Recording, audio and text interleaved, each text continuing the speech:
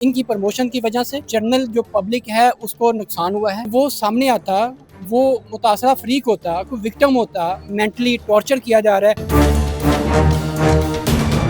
FIA की तरफ से इकरा कमल के हवाले से जो है वो केस सामने आया जिस पर अबूरी जमानत भी हुई। ये केस क्या है, इन पर कौन से इल्जामात लगाए हैं, इस पर बात करने के लिए आज मेरे साथ एडवोकेट सलीम वजीर साहब मौजूद हैं जो कि इस केस को हैंडल कर रहे हैं। उनसे चलते हैं, उनसे बात करते हैं। जी अस्सलाम वालेकुम। वालेकुम अस्सलाम। सलीम साहब, सबसे पहले तो ये बताइएगा कि ये केस क्या है। इल्ज़ाम जो है वो है प्रमोशंस का, और उस प्रमोशन को अगर हम डिवाइड करें फर्दर तो उसमें है दो चीज़ें। एक है कि जनरल जो पब्लिक है उसको नुकसान हुआ है इनकी प्रमोशन की वजह से। दूसरा ये है कि जो नेशनल इकॉनमी है उसको डाउनफॉल आया है। ये एलिगेशन है इनके ऊपर। लेकिन हमारा ये क्वेश्चन है कि अगर किसी जनरल पब्लिक का या किसी इंडिविजुअल का कोई नुकसान हुआ है तो वो सामने आता, वो मुतासरा फ्रीक होता, कोई विक्टिम होता, एफआईआर के लॉन्च करवाता। एफआईआर स्टेट की तरफ से दी गई है, किसी इंडिविजुअल की तरफ से नहीं दी गई, कोई मुतासरा फ्रीक नहीं है इसमें। तो ये एलिगेशन नंबर 1। अब जहाँ तक बात रही नेशनल इकॉनमी के डाउनफॉल आने की, तो एज ए यूट्यूबर जितने भी यूट्यूबर हैं उनके पैसे बाहर से आते हैं पाकिस्तान में, और यहाँ पे बैंक स्टेज के ऊपर ही उसके ऊपर टैक्स कटता है। आपको ज़्यादा इल्म होगा क्योंकि आपका भी यूट्यूब चैनल है। तो पैसे यहाँ कट के फिर आपके अकाउंट में आते हैं। तो ये जो इकरा हैं ये पाकिस्तानी गवर्नमेंट का और कौमी ख़जाने का एक तरह का फ़ायदा कर रहे हैं, क्योंकि बाहर से पैसे पाकिस्तान लेके आ रहे हैं और उसके ऊपर टैक्स पे कर रहे हैं। तो हम कहते हैं कि ये जो एलिगेशन लगाए गए हैं ये बिल्कुल वेग हैं, ओमनीबस हैं, बेसलेस हैं, इनकी कोई बुनियाद नहीं है और ये सिरे से बनते ही नहीं है।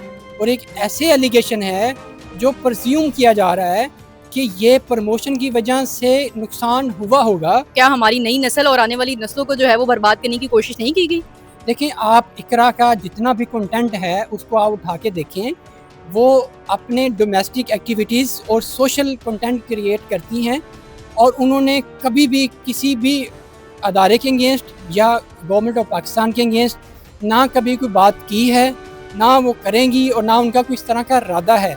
देखिए, आपने जब कोई क्रिमिनल केस को एस्टेब्लिश करना हो तो ज़रूरी होता है, हमारे एक लीगल टर्म यूज़ होती है मेंजरिया एक्टर वॉइस। इसका मतलब ये है कि आपने जब कोई काम करना है तो पहले गिल्टी माइंड होना चाहिए, फिर गिल्टी एक्ट होना चाहिए। तो उनका तो कभी इस तरह का इरादा था ही नहीं, और ना उनका इरादा है। आप जितना भी उनका कंटेंट है उठा के देख लें तो ये क्रिमिनल लाइबिलिटी एस्टेब्लिश ही नहीं होती इसमें।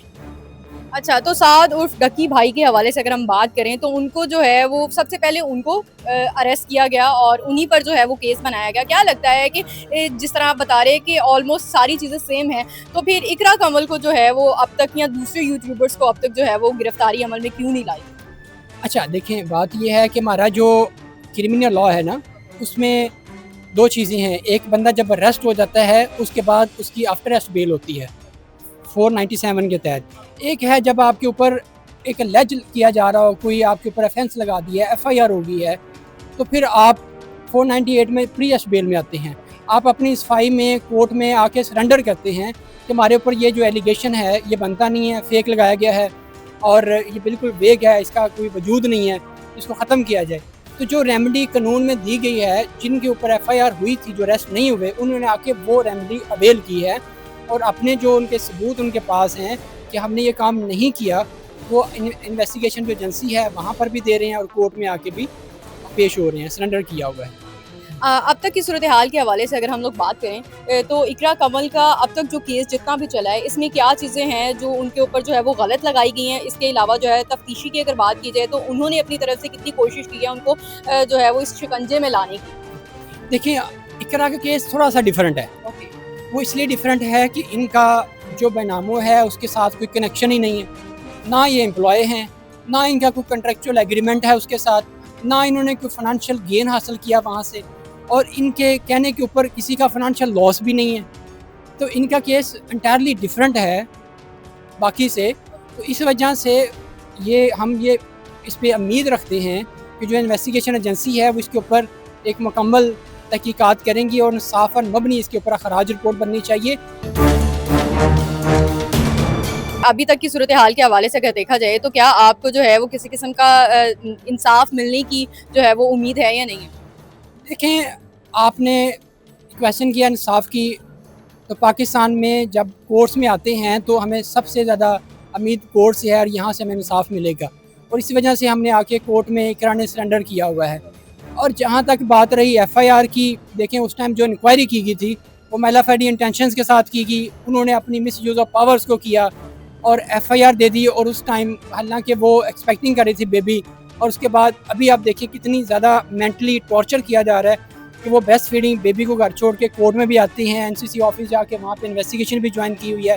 तो जितना भी डैमेज करना था रेपुटेशन को, सोशल रिस्पेक्ट को, वो तो डैमेज हो चुकी हैं। और फर्दर ये देखें उनके साथ, मतलब एक तरह का जो बेबी है उनका, उनके साथ भी ये जुल्म है कि वो सब कुछ छोड़ के आके कोर्ट में सरेंडर किया हुआ है, और फिर इसलिए वो आती हैं कि उनको उम्मीद है कि इंसाफ यहाँ से मिलेगा, और हमें पूरी उम्मीद है कि बिल्कुल इंसाफ के ऊपर मबनी फैसला आएगा। बिल्कुल ऐसे ही है। डकी भाई के केस के हवाले से अगर बात की जाए तो उनकी जब उनको जो है वो बेल हुई थी, उनकी जब वो यहाँ से रिलीज़ हुए थे, तो उन्होंने एक वीलॉग बनाया था। उसके हवाले से उन्होंने जो उन पर जो है वो एलिगेशन भी लगाई गई, जो सूरत हाल उनके साथ पेश आई जेल में, उस हवाले से उन्होंने बात की। तो NCCIA की तरफ से कुछ अफसरान थे, उनके ऊपर भी उन्होंने जो है वो इल्ज़ामात लगाए थे। क्या लगता है कि इसी तरह का कुछ मिलता-जुलता केस इकरा कमल के साथ भी कुछ है या नहीं है?